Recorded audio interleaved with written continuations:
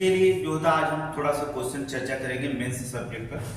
और जो एग्जाम में पूछे जाते हैं बहुत इंपॉर्टेंट करंट होते हैं। जैसे अब आंसर जो होता है यूपीपीसीएस के लिए ऑप्शनल आंसर की आ गई, पता है आप लोगों को आंसर की आ गई है और आयोग ने आंसर की जो होता जारी कर दिया है, आप मिला लीजिए।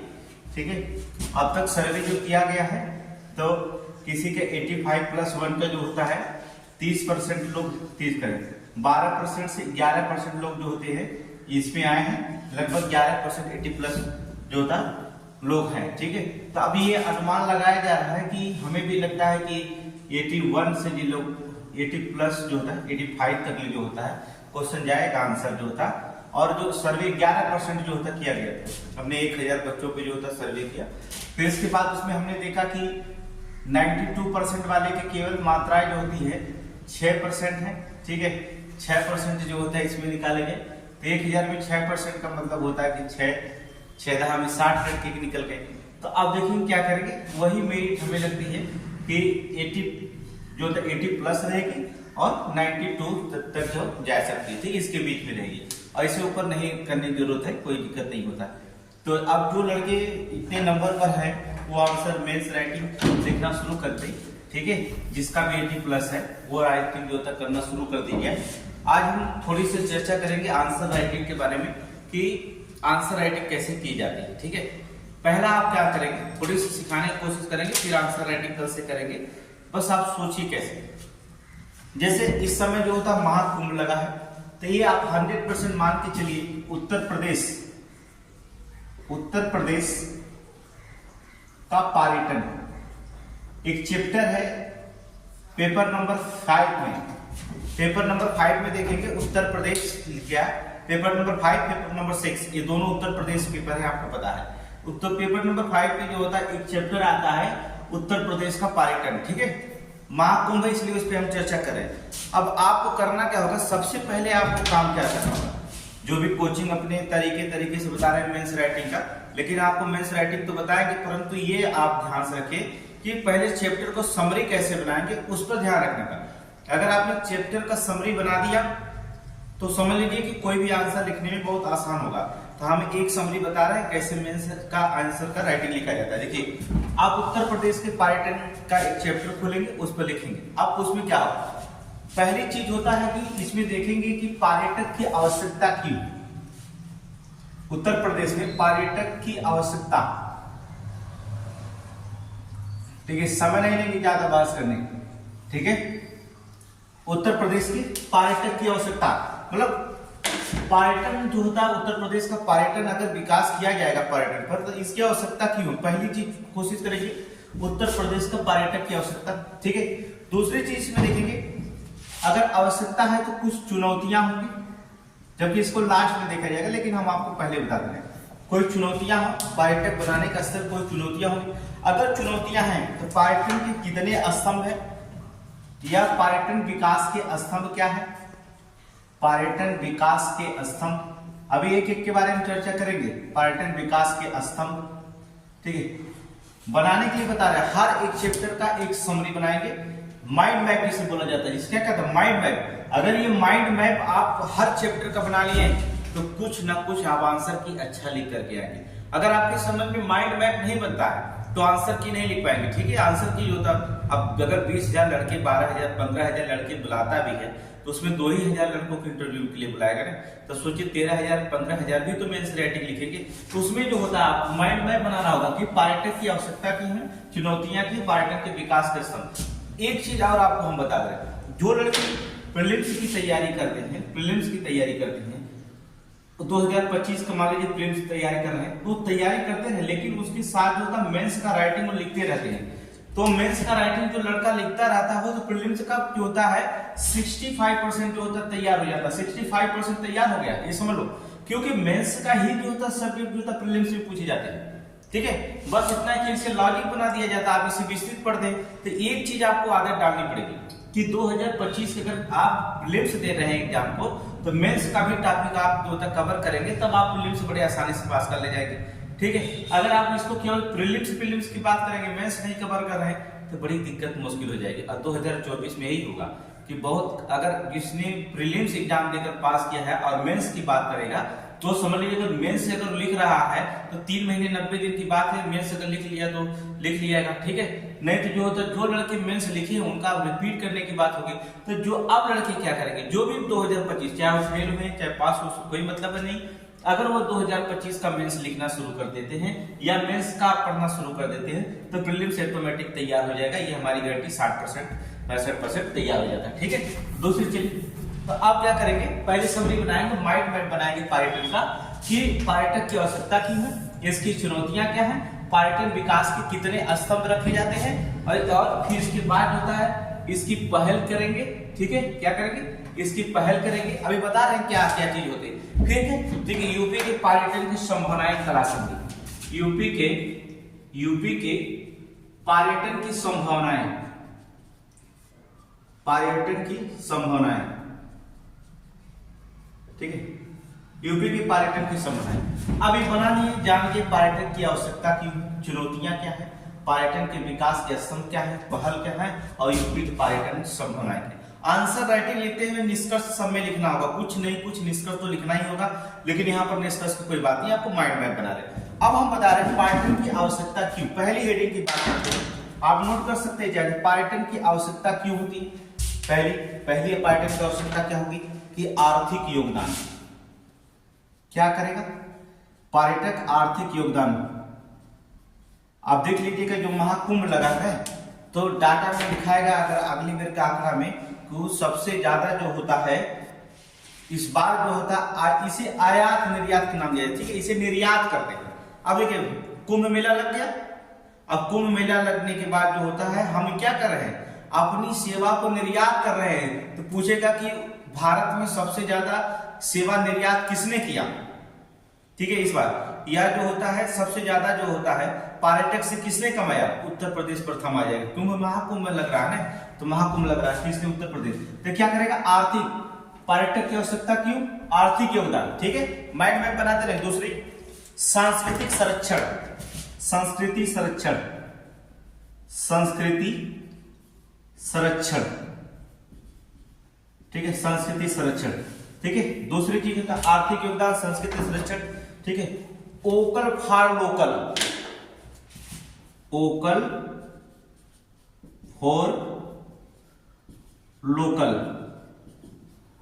देख रहे हैं ना, वोकल फॉर जो होता है लोकल को बढ़ावा देना, इसको इन्वर्टेड फॉर्म में लिखिए, को बढ़ावा देना, बढ़ावा देना, ठीक है।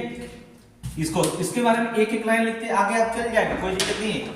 और बुनियादी ढांचे का विकास, बुनियादी ढांचे का विकास, ठीक है। फिर और लिखेंगे बुनियादी ढांचे का विकास, सांस्कृतिक लिखोगे, सांस्कृतिक आदान प्रदान, सांस्कृतिक आदान प्रदान,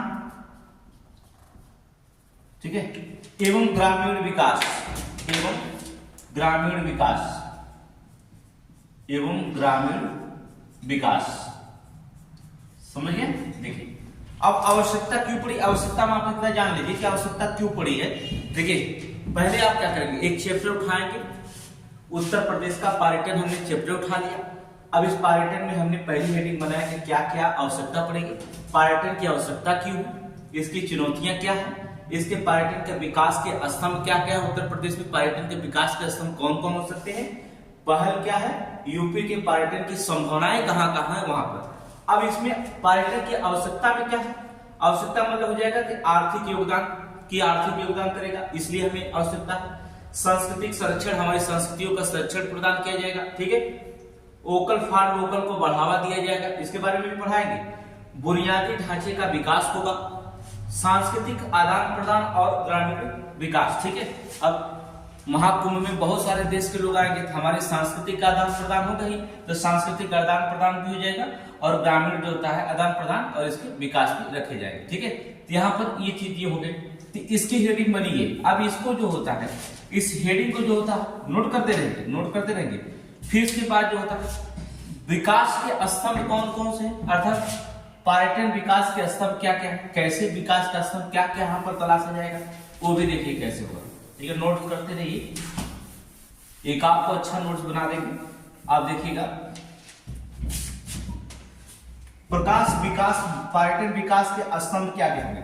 पहली चीज होगा अच्छे से होटल वगैरह मिलना चाहिए ना, मतलब आवास क्या होना चाहिए, आवास। इसके बाद जो होता है यातायात, ठीक है, यातायात, ठीक है, सुविधा है, आवास होना चाहिए अर्थात यातायात होना चाहिए।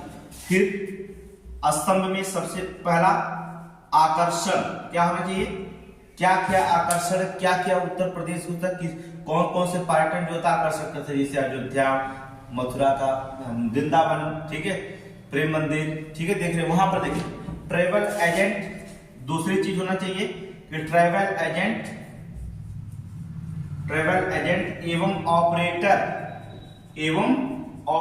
की भूमिका, ठीक है, ये स्तंभ होना चाहिए कि पर्यटन अगर आ भी रहे हैं, पर्यटन विकास का स्तंभ में विकास नहीं है। देखिए सभी के सभी जो होते हैं क्या होंगे, ये सभी आवास, यातायात, आकर्षण, ट्रेवल एजेंट एवं ऑपरेटर, ये विकास के क्या, पर्यटन विकास के स्तंभ, यही सारी चीजें तो स्तंभ है। ठीक है, इतनी चीजें भी होनी चाहिए तब जाकर के पर्यटन विकास का स्तंभ चाहिए।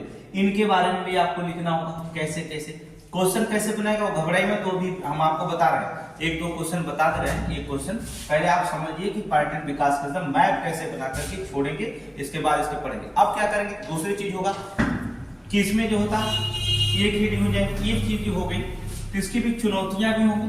चुनौतियां कौन कौन सी हैं पर्यटन विकास की।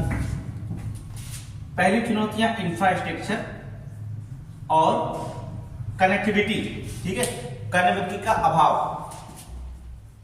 कनेक्टिविटी का अभाव सबसे बड़ी चुनौती है। ठीक है, इंफ्रास्ट्रक्चर और कनेक्टिविटी का अभाव, ठीक है, ये इसको पहले दूर करना होगा। सीमित प्रसार एवं विकास, सीमित प्रचार लिख सकते हैं, प्रचार एवं विकास, ठीक है, ये चुनौतियां एक ये भी बनेगी। दूसरी चुनौतियां होगी कौशल की कमी, कौशल की कमी। कभी कभी देखते होंगे कि जो ताजमहल होता है या अयोध्या के पास जो रिक्शा चालक भी कुछ होते, जो फटाफट अंग्रेजी, बहुत यूट्यूब देखे अंग्रेजी जो होता है बहुत तेजी से बोलते हैं, ठीक है, तो वहां भी जो होता है कौशल की कमी जो होता है। दूसरी चीज वीजा और सुरक्षा मुद्दे, वीजा और सुरक्षा मुद्दे, सुरक्षा मुद्दे। अब कौन जानता है कि पर्यटन घूमने कोई आ रहा है सिंगापुर का अयोध्या मंदिर, तो जो होता है क्या है कि पर्यटन घूमने आया, कहीं बम लगा दिया वगैरह, सबसे सुरक्षा मुद्दा सबसे बड़ी इंपॉर्टेंट हो जाती है पर्यटन विकास में। अभी महाकुंभ में जो होता है लगा है, तो उसमें देखेंगे एआई जो होता है, आपको पता है ना सुरक्षा मुद्दे का, महाकुंभ में लगा है पर्यटन विकास के लिए, तो एआई अब नजर लग रही है। ठीक है, तो पुलिस, कितनी पुलिस लगाए, फोर्स लगाई गई है, ठीक है, सेना लगाए, ऊपर जहाज से भी निरीक्षण किया जाएगा, एआई भी निरीक्षण करेगी। तो सबसे बड़ी चीज होती है कि सुरक्षा मुद्दे, वीजा तो वही है, सुरक्षा मुद्दे जो होता है, इसकी भी पर्यटन विकास की सबसे बड़ी चुनौतियां यहाँ पर, इसके बारे में कुछ लिखेंगे। ठीक है, दूसरी विरासत स्थलों की अनुमानित समय, विरासत स्थलों की अनुमानित समय, या लिख सकते हैं अनुचित रख रखाव, अनुमानित समय नहीं लिखिएगा, अनुचित रख रखाव, ठीक है, ये थी, इतनी सारी चुनौतियां हैं। ठीक है, माइंड मैप बनाइएगा, माइंड मैप बना लेंगे तो क्वेश्चन कुछ भी लगाएंगे। ठीक है, चुनौतियां अगर आपसे पूछता पर्यटन विकास की उत्तर प्रदेश में कौन कौन सी चुनौतियां हैं, या पूछता उत्तर प्रदेश की पर्यटन की आवश्यकता क्यों है, ठीक है, तो आवश्यकता क्यों होती है, हमने इसके हेडिंग बताया, 125 क्वेश्चन, आप 125 शब्द लिख सकते हैं, कोई दिक्कत नहीं। आप निष्कर्ष लिखेंगे 125 शब्द हो जाएगा। उत्तर प्रदेश में दूसरा क्वेश्चन आता है, उत्तर प्रदेश के विकास की पर्यटक की आवश्यकता के होते हुए भी जो होता है उसकी चुनौतियों का वर्णन करो, तो आप इसके साथ मिलान करेंगे, चुनौतियों का वर्णन कर दिए। अगला क्वेश्चन बता दीजिएगा उत्तर प्रदेश विकास के प्रकार जो होता है पर्यटन विकास के स्तंभ को चर्चा करते हुए उसकी चुनौतियों का वर्णन करो, तभी आप इस क्वेश्चन को लगाएंगे, 125 शब्द होंगे। लेकिन माइंड मैप बनेगा तभी लगा पाएंगे ना, दूसरी बताओ उत्तर प्रदेश की पर्यटन की संभावनाएं बढ़ रही हैं, तो बताइए बढ़ रही है, फिर भी जो होता है कुछ चुनौतियां भी उसके साथ बढ़ रही हैं, तो चुनौतियों को सुरक्षा ये भी करेंगे, वर्णन करेंगे। मतलब कि क्वेश्चन ये कहीं से बना सकता है, ठीक है, इतने में से कहीं से क्वेश्चन बना सकता है। बस आपको अगर माइंड में तैयार है तो क्वेश्चन कहीं से बनाए तो उससे कोई फर्क नहीं पड़ेगा। आप बहुत आसानी से क्या करेंगे, इसको आंसर राइटिंग कर सकते हैं। और अभी आंसर राइटिंग करना भी 1-2 क्वेश्चन का हम सिखा देते हैं आपको, और नया सिखाएंगे वो क्वेश्चन आपका पीसीएस मेंस में आएगा, 100% गारंटी है। अगर क्वेश्चन नया तो कहना पक्का आएगा क्वेश्चन, ठीक है। तो क्या करेंगे, इंफ्रास्ट्रक्चर, तो चुनौतियां क्या बनी आपकी कि इंफ्रास्ट्रक्चर और कनेक्टिविटी का अभाव है। दूसरी चुनौतियां बनी स्थिति का प्रचार एवं विकास के अभाव है, ठीक है, कौशल की हमारे यहाँ कमी है, और वीजा और सुरक्षा मुद्दा सबसे बड़ा बात है, और विरासत स्थलों की अनुचित रख रखाव में भी कुछ कमियां हैं, ठीक है, यहाँ पर भी कमियां, ये चुनौतियां हुई। तो क्या बने, पर्यटक की आवश्यकता जाने, विकास, पर्यटन विकास का स्तंभ जाने, चुनौतियां जाने। अब पहल क्या क्या चीजें उस पर देखते हैं क्या होता पहल, ठीक है, उस पर क्या पहल है, ठीक है। ये सारी हेडिंग से आप कुछ ना कुछ जानते रहेंगे, ठीक है, जो हेडिंग आपको बता रहे हैं इसमें कुछ जानते रहेंगे, तब आंसर राइटिंग लिखने में बहुत आसान होगा, ठीक है। अगर नहीं जान पाएंगे तो आंसर राइटिंग कैसे लिख पाएंगे, ठीक है। हम तो बताना माइंड मैप बता दे रहे हैं, लेकिन बहुत जरूरी होता है माइंड मैप का। यूपी की पर्यटन की संभावनाएं देखिए क्या क्या, धार्मिक और सांस्कृतिक पर्यटन, पहला देखिए संभावना, यहाँ पर लिखेंगे संभावनाएं, पहले बता दें पहल बात, ठीक है। यूपी में जो था पर्यटन की संभावनाएं क्या है, धार्मिक और सांस्कृतिक पर्यटन, धार्मिक एवं सांस्कृतिक पर्यटन। धार्मिक देख रहे हैं ना, सबसे बड़ा हमारे यहाँ धार्मिक है, और सांस्कृतिक पर्यटन सबसे ज्यादा, दोनों तो, ठीक है। अब होगा दूसरा जो होता है पारिस्थितिकी पर्यटन, पारिस्थितिकीय पर्यटन। अब कोई जाकर पश्चिमी बंगाल घूमे तो क्या दिक्कत है, घूमे 1000 वर्ग किलोमीटर में जो होता है घूमने के लिए बनाया गया है, घूमिए, जंगल ही जंगल है, ठीक है। पारिस्थितिकी जो होता है पर्यटन, घूमिए, कोई दिक्कत नहीं होता। यूपी के व्यंजन, दूसरा की अगर यूपी में आ रहा है, हम यूपी करेंगे तो पश्चिम बंगाल में जाकर घूमने लेंगे, नाइट सफारी पार्क आइएगा, चिड़ियाघर आइएगा कानपुर में, ये सब घूमने की बात कर रहे हैं, ठीक है। आप पश्चिम बंगाल में भारत हो जाएगा। यूपी के व्यंजन, यूपी के व्यंजन जो होता है, व्यंजन खाइए ना, बनारस का पान खाइए, क्या दिक्कत है, वाराणसी का पान खा सकते हैं, वाराणसी में पान मिल जाएगा बढ़िया। तिरंगा बर्फी में जो होता है जीआई टैग मिला, खाए होंगे आप लोग, नहीं खाए। तिरंगा बर्फी का आविष्कार कब हुआ था, कमेंट में बताइएगा, कोई भी लड़का बताए कि तिरंगा बर्फी कब बनाई गई थी, क्यों बनाई गई थी तिरंगा बर्फी। ये तिरंगा बर्फी की चर्चा हो गया कि अब क्वेश्चन पूछेगा, देखिए हमारा दोस्त नहीं, आपको हम बता रहे हैं, उत्तर प्रदेश द्वारा जो था तिरंगा बर्फी को वाराणसी में जो था जीआई टैग मिला, जीआई टैग जो था दिया गया था। बताइए कि तिरंगा बर्फी का योगदान जो था कहाँ रहा, ठीक है, तो योगदान कहाँ रहा, इसको 125 शब्दों में लिखिए। अब तो आप जान गए वाराणसी का तिरंगा बर्फी है, लेकिन तिरंगा बर्फी क्यों बनाई गई, आप जब बताइएगा, थोड़ा सा देखिएगा तिरंगा बर्फी क्यों बनाई गई। आपको थोड़ा सा हिंट बता दें, स्वतंत्रता आंदोलन के लिए बनाई गई थी, भारत की स्वतंत्रता के लिए जो था तिरंगा बर्फी बनाई गई थी। तो यूपी का व्यंजन जो बहुत सारे व्यंजन थे, जौनपुर के मिर्ची वगैरह से जान रहे हैं व्यंजन, ठीक है, वो बनाएंगे, ठीक है। ग्राम पर्यटन, ग्राम पर्यटन संभावनाएं देखेंगे क्या है, ग्राम पर्यटन, ठीक है। स्वास्थ्य पर्यटन, स्वास्थ्य पर्यटन, ठीक है, स्वास्थ्य पर्यटन भी रखेंगे। खेल पर्यटन, खेल पर्यटन, इंटरनेशनल 2-4 बना दीजिए ने, क्रिकेट स्टेडियम, हॉकी स्टेडियम बना दीजिए, फिर देखिए ना पूरे देश के आएंगे लोग, यहीं पर रहेंगे, तो सारा क्या होगा, कहीं के आएंगे तो आपका विकास, पर्यटन विकास का स्तंभ का विकास हो जाएगा, ठीक है, पर्यटन विकास के स्तंभ का जो होता विकास हो जाएगा, समझ रहे हैं ना। चलिए, तो जान गए आप पर्यटन की संभावनाएं क्या, धार्मिक और सांस्कृतिक पर्यटन, पारिस्थितिकी पर्यटन, ठीक है, यूपी के व्यंजन जो होता है, ग्राम पर्यटन, स्वास्थ्य पर्यटन और खेल पर्यटन, ये सभी में जो होता है उत्तर प्रदेश में पर्यटन की संभावना बनी हुई है, सबके सब में रखे जाएगा।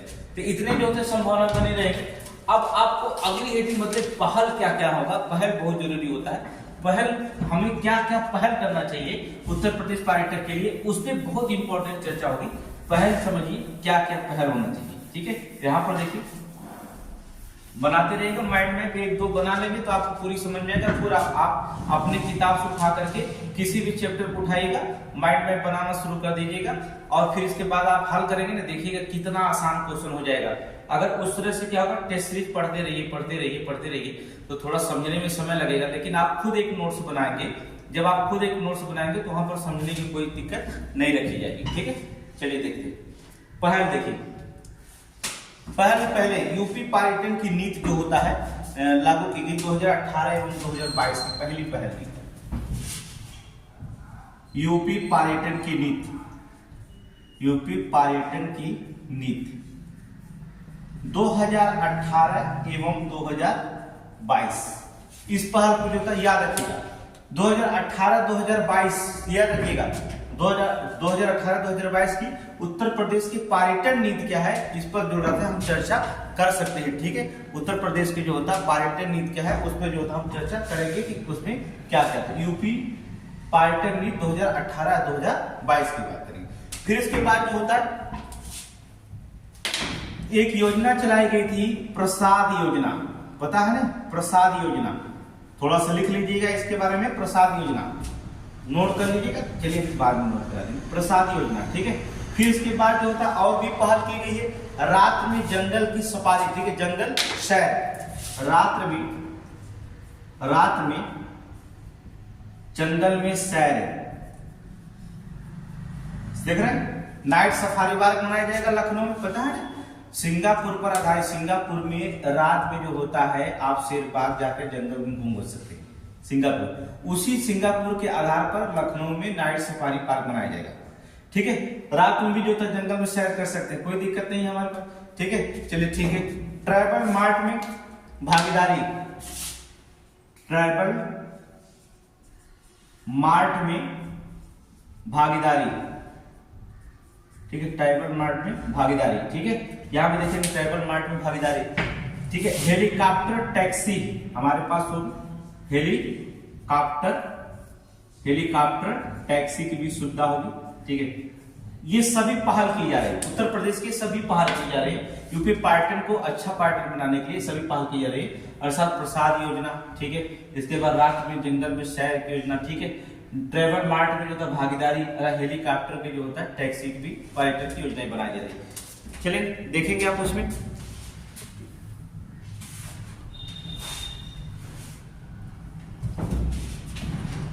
हो गया, चलिए अब देखिए पर्यटन एक चीज और इसमें रखा जाता है, अर्थात थीम आधारित सर्किट। बहुत इंपॉर्टेंट क्वेश्चन है, थीम आधारित सर्किट।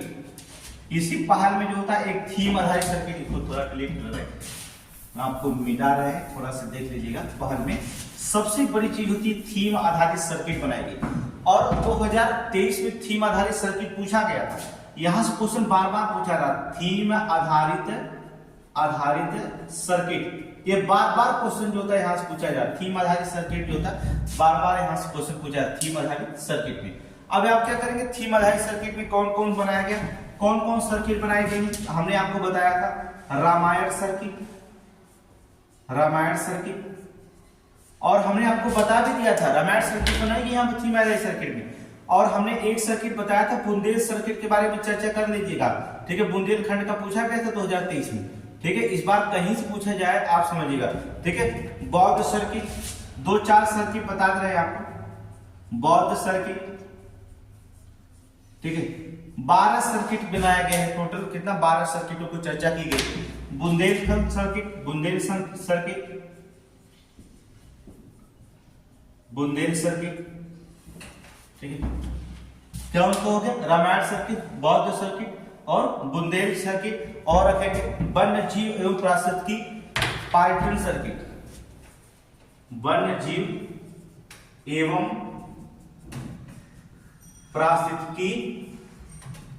पारिस्थितिकी पर्यटन सर्किट। ठीक है, बहुत इंपॉर्टेंट क्वेश्चन है।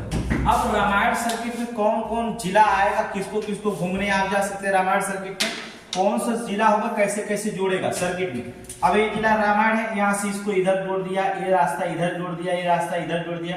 सर्किट में सभी रास्ते एक दूसरे रास्ते से जुड़े हुए, एक सर्किट में कितने पर्यटन घूम सकते हैं उस पर देखेंगे, चर्चा करेंगे। तो कहाँ का रामायण सर्किट में कौन कौन से जोड़ा गया है थोड़ी सी देखेंगे इसमें चर्चा में। अर्थात अयोध्या, पहला जो था अयोध्या, फिर बिठूर, बिठूर कहां पड़ता है, कानपुर, नोट करेंगे, ठीक है।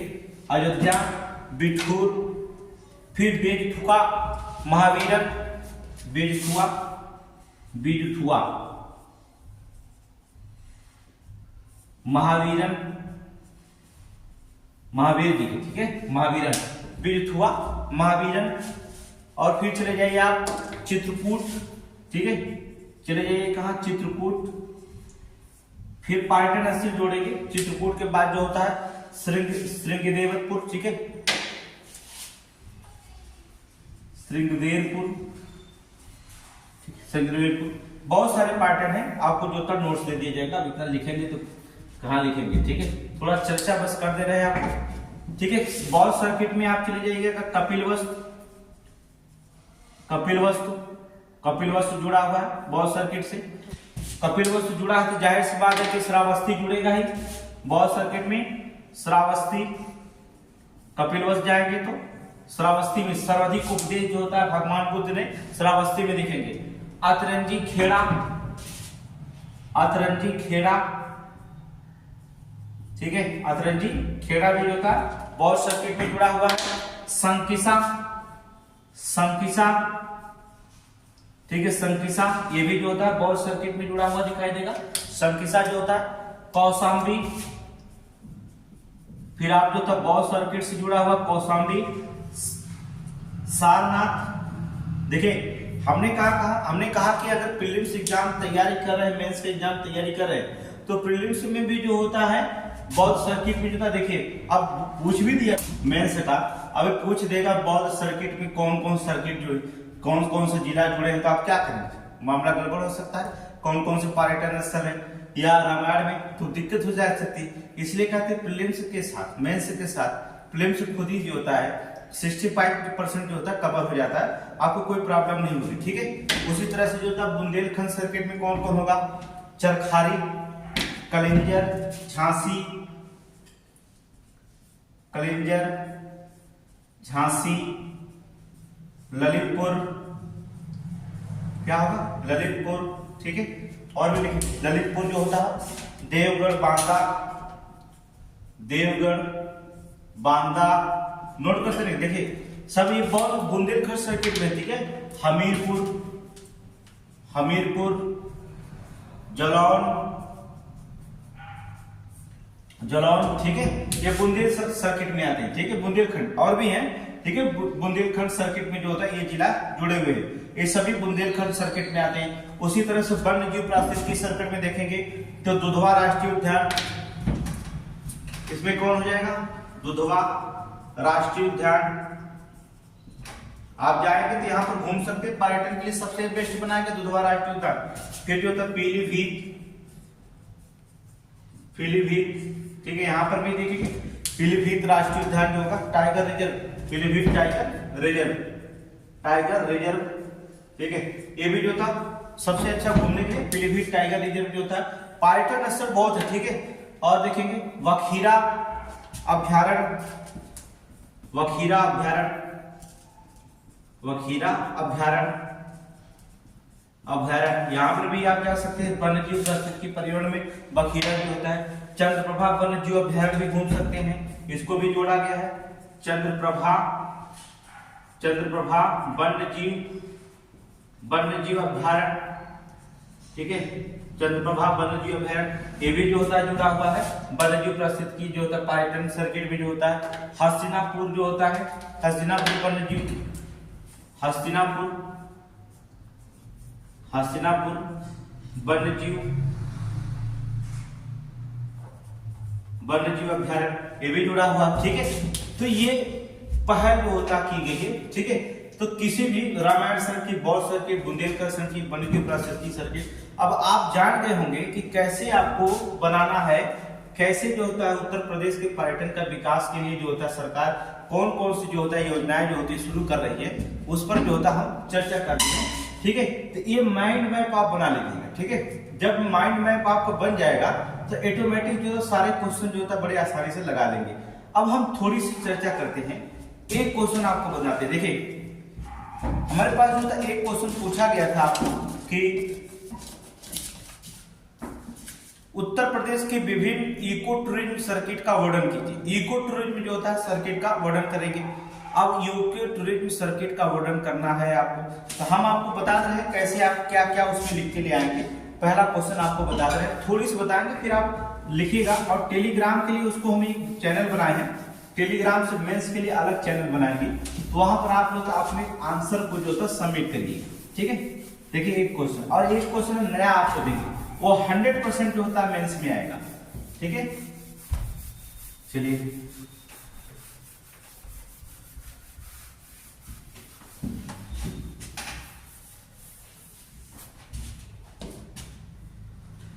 क्वेश्चन नंबर पहला, क्वेश्चन नंबर फर्स्ट आप आंसर आप लिखेंगे, हम सिर्फ हेड देंगे। क्वेश्चन ये पूछा गया था, देखिए क्वेश्चन जो था पूछा गया उत्तर प्रदेश के, क्वेश्चन है उत्तर प्रदेश के विभिन्न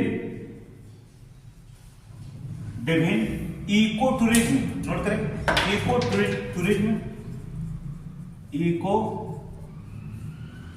टूरिज्म सर्किट। ठीक है, उत्तर प्रदेश के विभिन्न इको टूरिज्म सर्किट का वर्णन कीजिए, का वर्णन कीजिए। 125 शब्द है ना, वर्णन कीजिए 125 शब्द। ठीक है, अब आपको देखिए कहा उत्तर प्रदेश के विभिन्न इको टूरिज्म सर्किट का वर्णन कीजिए, 125 शब्दों में आप वर्णन करेंगे। ठीक है, जब पीसीएस प्रीलिम्स का एग्जाम इतना कठिन बना सकता है तो मेंस भी कठिन बनाएगा, लेकिन कठिन बनाएगा तो मत सोचिएगा क्वेश्चन कठिन बनाएगा ना, क्वेश्चन तो कठिन बनाएगा ना। अब वो आंसर तो कठिन हो तो हम ही लिखना पड़ेगा, तो क्वेश्चन कितना भी कठिन रहे अगर हमारी तैयारी है तो आंसर तो वही रहेगा, चाहे वो किसी तरह घुमा के पूछे। अब राज्यपाल के बारे में अगर क्वेश्चन बना भी देता है उल्टा पुल्टा तो बनाइए, पूछेंगे तो राज्यपाल है ना, उसकी संवैधानिक शक्तियां नहीं पूछेंगे, तो पूछिए ना क्या होता है उसमें। राष्ट्रपति की जो होता है संवैधानिक शक्तियां पूछेंगे, राज्यपाल की जो होता है कार्यपालिका की शक्तियां, वित्तीय शक्तियां, जो भी कुछ पूछना पूछिए ना, क्या दिक्कत है। लेकिन पूछेंगे तो राज्यपाल के बारे में, तो आप कितना भी कठिन बनाए उसे कोई दिक्कत नहीं होती।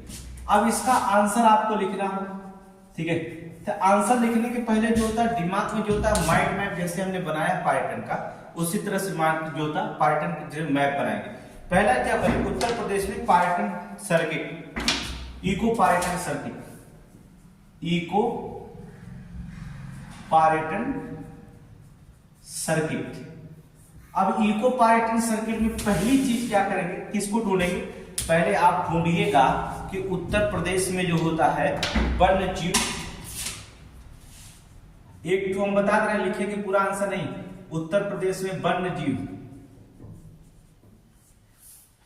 क्या करेंगे, वन्य जीव कितना लगभग होगा, कितने वर्ग किलोमीटर में फैला होगा उत्तर प्रदेश का वन्य जीव। पहले डाटा तो याद रखना होगा, कितना वर्ग किलोमीटर फैला होगा, 16.535 वर्ग, नोट करिए 16.358 वर्ग किलोमीटर,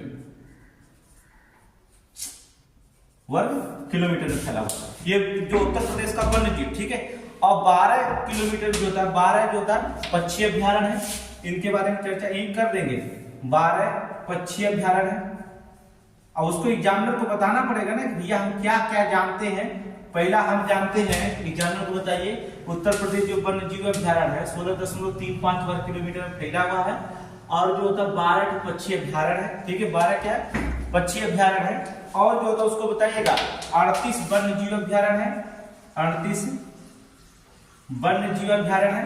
ठीक है, तभी तो जानेगा कितना जानता है लड़का, 38 वन्य जीव अभ्यारण्य है।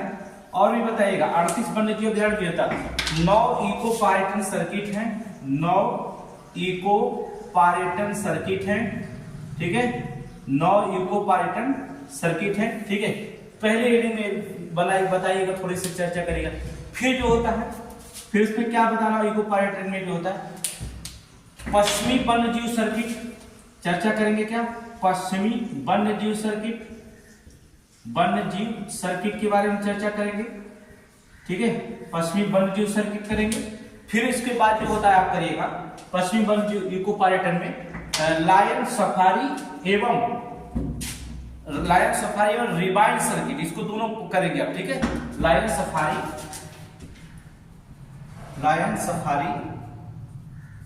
एवं रिवाइंड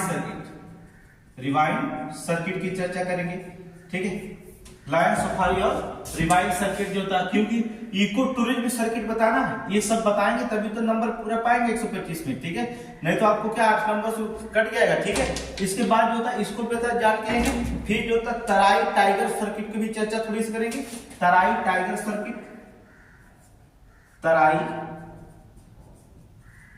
सर्किट, ठीक है, इसकी चर्चा करेंगे।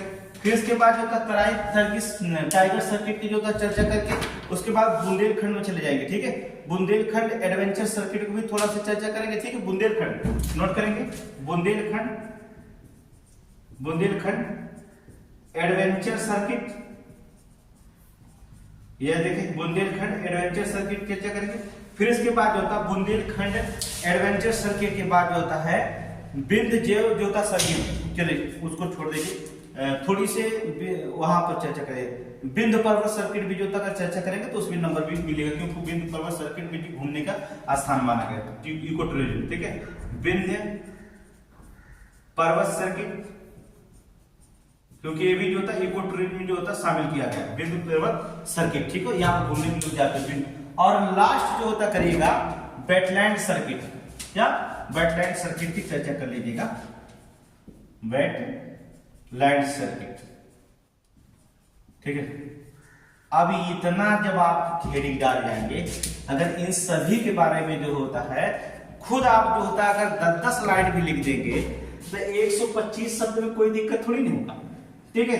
10-20 लाइन इसके बारे में लिख लीजिए, 10-20 शब्द इसके बारे में लिख लीजिए, 20 शब्द इसके बारे में लिख लीजिए, 20 शब्द इसके बारे में लिख लीजिए, 20 शब्द केवल आप ही लिख लीजिए, कुछ ही कुछ सर लिख दीजिए, किस जिला में है, कहाँ है, क्या क्या पाया जाता है इसमें, इस जंगल में क्या क्या पाया जाता है, इस सर्किट टाइगर रीजन में क्या क्या पाया जाता है, बस यही तो लिखना है। अगर 30-30 शब्द को 15-15, 20-20 शब्द को लिख लेंगे 125 शब्द को वर्णन हो जाएगा, और इको टूरिज्म के बारे में जो होता है बहुत आराम से लिख लेंगे, ठीक है। दूसरी चीज होता है इको पायरेटन नीति में जो होता है, इको पायरेटन सर्किट में जो होता है, जैसे सेंट्रल वर्ग सर्किट, गंगा बेसिन सर्किट, पूर्वी वन्यजीव सर्किट, इसको भी जो होता है वर्णन कर सकते हैं, ठीक है। उत्तर प्रदेश की वनस्पतियों की जो होता है जीवों का घर कहा जाता है, नोट करेंगे, लिख लीजिए। जैसे आप कैसे लिखेंगे, जैसे लिखना पड़ेगा आपको, उत्तर प्रदेश समृद्ध वनस्पतियों या जीवों का घर है, इसमें जो था 16.58 जो था 358 वर्ग किलोमीटर में जो होता है वन क्षेत्र पाए जाते हैं, ठीक है। 12 पक्षी अभ्यारण्य क्षेत्र पाए जाते हैं, जो होता 36 जो होता है वन्य जीव अभ्यारण्य पाए जाते हैं, 36, ठीक है, 36 जो होता है वन्य जीव अभ्यारण्य पाए जाते हैं। 9 जो होता है इको, उत्तर प्रदेश में इको टूरिज्म की बहुत सुविधाएं प्रदान करती हैं, इको, फिर उत्तर प्रदेश के इको टूरिज्म के सर्किट, फिर आप हेडिंग डाल देंगे पश्चिमी वन्यजीव सर्किट, चाहे किसी की भी चर्चा कर लीजिए, चाहे किसी पश्चिमी वन्यजीव सर्किट, पश्चिमी वन्यजीव सर्किट में क्या लिखेंगे, अगर 20 ही शब्द आपको लिखना है, ठीक है, 20 ही शब्द जो होता है लिखना होगा, तो उस पश्चिमी वन्यजीव सर्किट में आपको क्या लिखना होगा, इसके लिखना होगा अमनगढ़ टाइगर रिजर्व, ठीक है, अमनगढ़ टाइगर रिजर्व कहाँ पड़ता है, अमनगढ़ टाइगर रिजर्व अर्थात बिजनौर में, ठीक है, बिजनौर पड़ेंगे। फिर लिखेंगे हस्तिनापुर वन्यजीव अभ्यारण्य कहाँ पड़ता है, मुजफ्फरपुर नगर, ठीक है, मुजफ्फरपुर नगर, बिजनौर और मेरठ के बीच, ये तीनों जगह फैला हुआ, ठीक है। जो हस्तिनापुर वन्यजीव अभ्यारण्य है कितने जिलों में, 3 जिलों में फैला हुआ, पहला बात मुजफ्फरपुर, बिजनौर और यहाँ पर मेरठ, ये तीनों जिलों में जो होता है फैला हुआ, इसके बाद शामिल किया गया इसमें। ये फिर लिखेंगे ये सर्किट बाघ, हाथी, गंगा नदी, डॉल्फिन, ठीक है, मगरमच्छ और पक्षियों के सहित विभिन्न अन्य जीवों के जो होता है देखने को जो होता अवसर देता है, देखने का अवसर देता है। बस हो गया ना पश्चिमी वन्यजीव। बस इतना ही जो होता है 10 शब्द है, मतलब 15-20 शब्द लिख लेंगे, तो 20-20 शब्द जो होता है ऐसे लिखेंगे।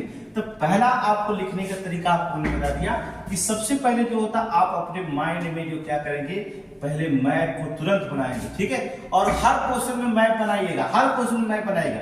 मैप बनाने का तरीका अलग अलग होता है, लेकिन हर क्वेश्चन में अगर आप मैप बनाकर लिखेंगे तो 100% बनाएंगे। तो आप कुछ भी अगर इतना मैप बना देंगे तो आप नीचे जो होता जो पड़ेगा, तो इतना तो 4 नंबर तो तैयार है। अगर 8 नंबर का मिला है तो 8 नंबर में 3 नंबर तो दे देगा मैप पर ही एग्जामिनर, कि लड़का सब जानता है। अब नीचे जो होता है 2-2 4-4 शब्द लिख दिए तो भाई 8 नंबर में जो होता है 6 भी पा सकते हैं, 7 भी पा सकते हैं, ठीक है। 6 और 7 पाने वाले लड़के टॉपर आते हैं, ये भी जान लीजिए, ठीक है। तो आप केवल 20-20 लाइन लिखेंगे तभी जो होता है वो क्वेश्चन आपको दे देगा, कोई दिक्कत नहीं होगा, नंबर देगा। तो ये इस तरह से आप आंसर राइटिंग करेंगे। 2 आंसर राइटिंग डेली कराएंगे हम, ठीक है, इस माइंड मैप के द्वारा, ठीक है। माइंड मैप के द्वारा 2 आंसर राइटिंग डेली कराएंगे, प्रैक्टिस कराएंगे। अब थोड़ी सी देखिए, एक क्वेश्चन हमारी तरफ से इसको 100% क्वेश्चन मार्क के लिए आपसे पूछा जाएगा, तो पूछा जाएगा। बस आपसे जो होता है एग्जाम में ये पूछा जाएगा, तो एग्जाम में पूछा जाएगा। क्या पूछा जाएगा थोड़ी सी देख लीजिएगा, ठीक है। क्वेश्चन नंबर 2, ये क्वेश्चन हमने बनाया क्या, 100 पूछा जाएगा। उत्तर प्रदेश का लक्ष्य करंट में चला है ना, उत्तर प्रदेश का लक्ष्य, उत्तर प्रदेश का लक्ष्य 2028 तक, 2028 तक नहीं, यही तो पर्यटन गीत में आया था, 2028 तक अधिक पर्यटक को आकर्षित करना है, अधिक पर्यटक को आकर्षित करना है, आकर्षित करना है, ठीक है। उत्तर प्रदेश का लक्ष्य 2028 तक जो था अधिक पर्यटकों की जो होता पर्यटकों को आकर्षित करना है। वर्णन करिए, वर्णन कीजिए, कैसे भी लिख सकता है या कह सकता है तो वर्णन कीजिए कैसे, ठीक है। कुछ भी लिख सकता है वो तो आप समझ जाइएगा, ठीक है। हम यहां पर आपको लिख देंगे। अब आंसर क्या, थोड़ी सी मैं बता रहा हूं।